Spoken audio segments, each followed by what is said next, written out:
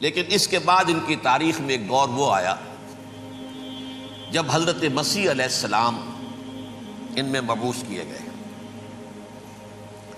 یہ 1400 سالہ تاریخ کا کلائمیکس ہے یہود کی۔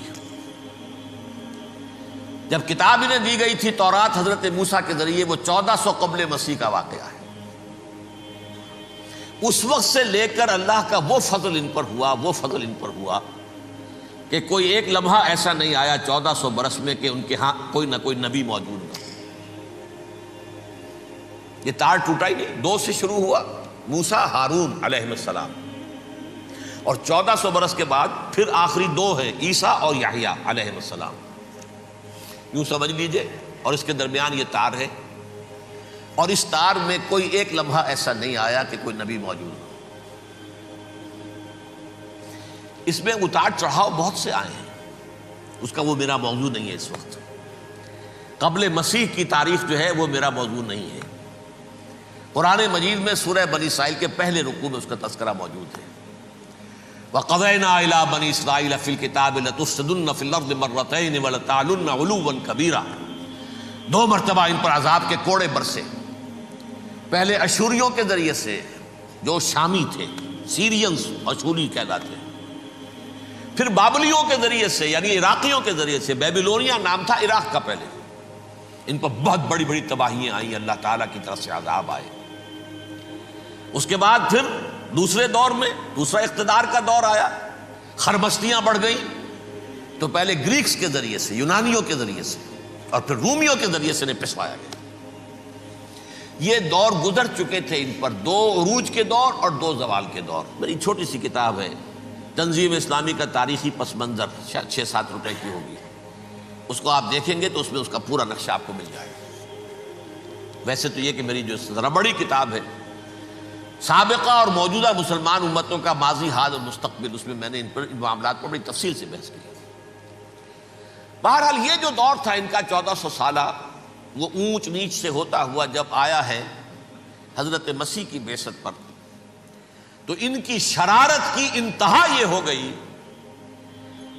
کہ اللہ تعالیٰ نے مسیح کو رسول بنا کر بھیجا، رسولاً الی بنی اسرائیل۔ حضرت موسیٰ اور حضرت عیسیٰ کے درمیان رسول کوئی نہیں ہے، سب نبی ہیں۔ حضرت موسیٰ رسول تھے اور حضرت عیسیٰ رسول ہیں۔ درمیان میں داؤد ہو، سلیمان ہو، یشعیاہ ہو، زکریا ہو، یہ سب نبی ہیں، یحییٰ نبی ہیں، رسول نہیں ہے۔ لہذا وہ شہید کر دیے گئے، رسول شہید نہیں ہو سکتا، قتل نہیں ہو سکتا۔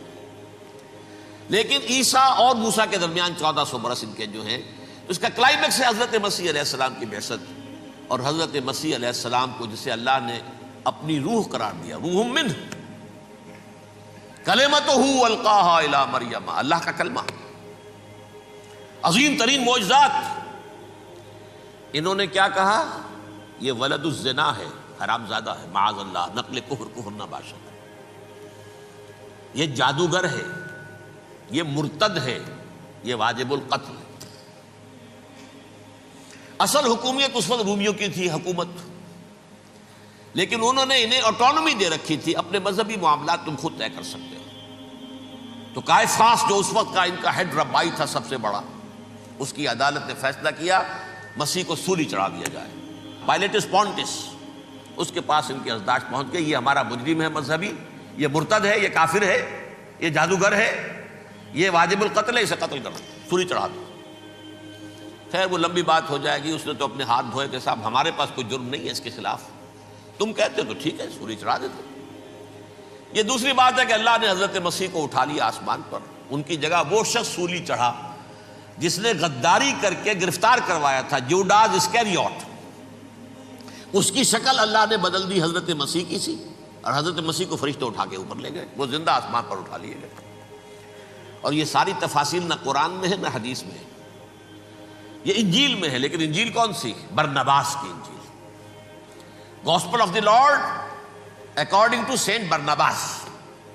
یہ حواریین مسیح میں سے تھے، لیکن عیسائی ان کو تسلیم نہیں کرتے، ان کی بائبل کو صحیح نہیں مانتے، کینونیکل نہیں مانتے۔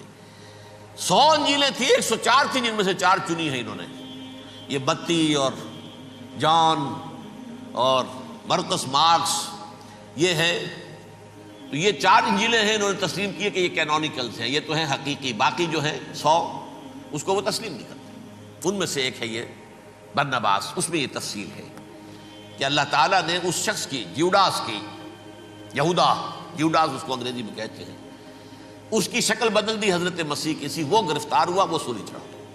وہ غدار تھا، غداری کی سزا اسے ملنی تھی، وہ مل گئی۔ حضرت مسیح کو فرشتے 4 اٹھ رہے ہیں، جس کوٹھڑی میں حضرت مسیح مقیم تھے، ایک باغ کے اندر روپوش تھے، اس کی چھت پھٹی ہے، 4 فرشتے آئے ہیں، حضرت مسیح کو اٹھا کر لے گئے ہیں، چھت برابر ہو گئی ہے، اس کے بعد وہ شخص پکڑا گیا۔ بہرحال حضرت مسیح کو اللہ نے اٹھا لیا آسمان۔ لیکن وہ دن ہے کہ اس قوم کو اب مغضوب علیہم قرار دے دیا گیا۔ نوٹ کر لیجئے، اصل میں تو ہونا یہ چاہیے تھا کہ رسول کی جان کے درپے جب کوئی امت ہو جاتی تھی تو اللہ کا قاعدہ یہ تھا کہ اس امت کو نسیہ منسیہ کر دیا جائے۔ حضرت نوح کی قوم کو ختم کیا یا نہیں؟ حضرت ہود کی نگاہوں کے سامنے قوم عاد برباد کی گئی یا نہیں؟ حضرت صالح کی نگاہوں کے سامنے قوم سمود برباد ہوئی؟ یہ اللہ کا قاعدہ رہا۔ سدوم اور عمورہ کی بستیاں حضرت لوط علیہ السلام جہاں بھیجے گئے، مدین کا علاقہ جہاں حضرت شعیب بھیجے گئے، اہل فرعون جن کی طرف موسیٰ کو بھیجا گیا، سب ہلاک کر دیے گئے۔ کیونکہ رسولوں کے بارے میں اللہ کا نبیوں کے بارے میں یہ بات نہیں ہے۔ نبی آیا، اس نے دعوت دی، جس نے مان لیا اچھا کیا، اپنے لیے اچھا کیا، نہیں مانا اس کی اپنی جو ہے عاقبت برباد ہو گئی۔ دنیا میں کوئی فیصلہ اس کا نہیں ہوتا، لیکن رسولوں کا معاملہ یہ ہوتا ہے کہ دنیا میں وہ اللہ کی عدالت بن کر آتے ہیں، مانو گے تو بچو گے، نہیں مانو گے ہلاک ہو جاؤ۔ تو اس اعتبار سے وہ مستحق تو ہو چکے تھے اس کے کہ انہیں ہلاک کر دیا جائے۔ اب اللہ کی کوئی خصوصی مشیت ہے، اس میں کیا حکمت ہے، وہ ہے ایک حکمت، میں بعد میں اگر وقت ہوا تو بتاؤں گا۔ فیصلہ یہ کیا اللہ نے کہ حضرت مسیح کو تو اٹھا لیا زندہ، اور ان کی رسی ابھی مزید دراز کر دی، کہ ان کو ابھی مہلت دے دی کہ تمہیں آخری استیصال، جس کو عذاب اکبر کہتا ہے قرآن، سورہ سجدہ جو حضور ہر جمعے کی پہلی رکعت میں فجر میں پڑھتے تھے، وَلَنُذِيقَنَّهُم مِّنَ الْعَذَابِ الْأَدْنَىٰ دُونَ الْعَذَابِ الْأَكْبَرِ لَعَلَّهُمْ يَرْجِعُونَ۔ چھوٹے چھوٹے عذاب اور ایک بڑا عذاب، جبکہ قوم بالکل برباد، نسیم منسیہ، کأن لم یغنوا فیہا، ایسے ہو جائیں جیسے کوئی تھے ہی نہیں آباد یہاں۔ لا یرا الا مساکنہم، اب ان کے مسکن نظر آتے ہیں، مکین نظر نہیں آتے۔ یہ عذاب اکبر جو ہے وہ ان پر نہیں آیا، حالانکہ وہ مستحق ہو گئے تھے اسی وقت۔ اس کو یوں سمجھیے کہ کسی شخص کو پھانسی کا حکم تو ہو جائے، ایگزیکیوشن نہیں ہوتا ہے، کئی سال گزر جاتے ہیں پڑے ہوئے، اور معاملات جو ہیں وہ چلتے رہتے ہیں۔ یہ معاملہ ہوا اس کے ساتھ، ورنہ یہ مستحق ہو چکے تھے آخری بربادی تباہی کے، عذاب استیصال، جڑ سے کاٹ دینے والا عذاب، وہ آ سکتا تھا ان پر اسی وقت، لیکن اللہ نے ان کی مہلت دراز کی ہے۔ لیکن اس کے بعد اللہ نے ان کو ایک اور موقع دیا۔ 600 برس بعد حضرت مسیح کے محمد الرسول اللہ صلی اللہ علیہ وسلم کی بعثت ہوئی، اور یہ میں سمجھتا ہوں کہ اس قوم پر اللہ کا اتنا بڑا فضل تھا، اتنا بڑا فضل تھا، اتنا بڑا فضل تھا۔ اب پھر ایک موقع دیا، عسیٰ ربکم ان یرحمکم وان عدتم عدنا۔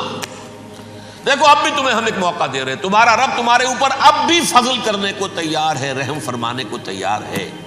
ان ھذا القرآن یہدی للتی ہی اقوم، اس قرآن کے سائے میں آ جاؤ، یہ شاہدرا ہے ہدایت میں آنے کا، اس میں داخل ہو جاؤ، محمد کی تصدیق کرو صلی اللہ علیہ وسلم، دامن محمدی میں آ جاؤ، اب بھی ہم تمہارے گناہ بخش دیں۔ لیکن نہیں، اس قوم نے حضرت محمد صلی اللہ علیہ وسلم کی دشمنی کی کمر کس لی، اور اب یوں سمجھیے اس تاریخ سے لے کر آج تک یہ گٹھ جوڑ ہے۔ ظاہر بات ہے کہ ابلیس کا بھی اصل دشمن اب کون ہے، یا ہدف کون ہے، ٹارگٹ کون ہے؟ جنہوں نے محمد کو نہیں مانا صلی اللہ، وہ تو ہے ہی جہنمی، ان پر کوئی اور محنت کرنے کی ضرورت کیا ہے؟ سمجھ گئے میری بات؟ حضور کی بعثت کے بعد جنہیں حضور کو رد کر دیا، ان پر ایمان نہیں لائے، وہ کون ہے؟ کافر، وہ جہنمی ہے ہی ہے۔ لہذا اس کے اوپر کوئی محنت صرف کرنے کی ابلیس کو ضرورت نہیں ہے، اس کا اصل ٹارگٹ امت محمد ہے صلی اللہ علیہ وسلم۔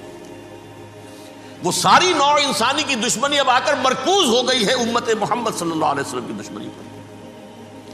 اور اسی طرح یہود کا معاملہ، اگرچہ ویسے پوری نوع انسانی کے دشمن ہیں، انہیں حیوان سمجھتے، ان کی جان مال اپنے لیے مباح سمجھتے ہیں، جس طرح چاہیں لوٹے کھسوٹے کھائیں پیئے انہیں، لیکن اب ان کی بھی دشمنی کا سب سے بڑا مرکز امت محمد۔ کیوں؟ وہی تکبر اور حسد، وہی بیماریاں۔ انہیں تکبر یہ ہو گیا تھا کہ 2000 سال سے یہ نبوت ہماری میراث، ہماری جاگیر، بنو اسرائیل کے اندر سینکڑوں نبی آئے، 3 کتابیں اللہ نے ہمیں عطا کی، یہ کہاں سے آ گیا محمد صلی اللہ علیہ وسلم؟ معاذ اللہ ثم معاذ اللہ، یہ امیین میں سے، یہ جنٹائلز میں سے، یہ گوئنز میں سے، یہ حقیر ان پڑھ، کہاں ہم کہاں یہ نہیں تسلیم کریں گے۔ حالانکہ قرآن کہتا ہے یعرفونہ کما یعرفون ابناہم، ان کے علماء ایسے پہچانتے تھے حضور کو جیسے اپنے بیٹوں کو پہچانتے ہیں کہ یہ آخری نبی ہے، لیکن تکبر اور حسد کی آگ میں جل اٹھے۔ اب ان کے بھی دشمنی کس سے ہے؟ محمد اور امت محمد صلی اللہ علیہ وسلم۔ یہ گٹھ جوڑ ہے۔ اب دیکھیے، یہ ہے میری گفتگو کا اب تک کی گفتگو کا حاصل، یہ گٹھ جوڑ، ایک غیر مرئی دنیا، انویزیبل دنیا کا ابلیس لعین اور جنات میں سے اس کے لشکری فوج، انسانوں میں سے ویسے تو اور بھی بہت جگہ اس کے ایجنٹ ہیں، مسلمانوں میں بھی ہے، لیکن بحیثیت قوم، بحیثیت مجموعی، ایک پوری قوم، ایک پوری نسل جو ہے اس کے ساتھ گٹھ جوڑ ہے۔ ان دونوں کی گٹھ جوڑی کے ساتھ یہ دشمن دون ہیں انسانیت کے، پہلا دشمن ابلیس لعین، عزازیل لعین، اور دوسرے دشمن یہود ملعون۔ صلی اللہ علی محمد صلی اللہ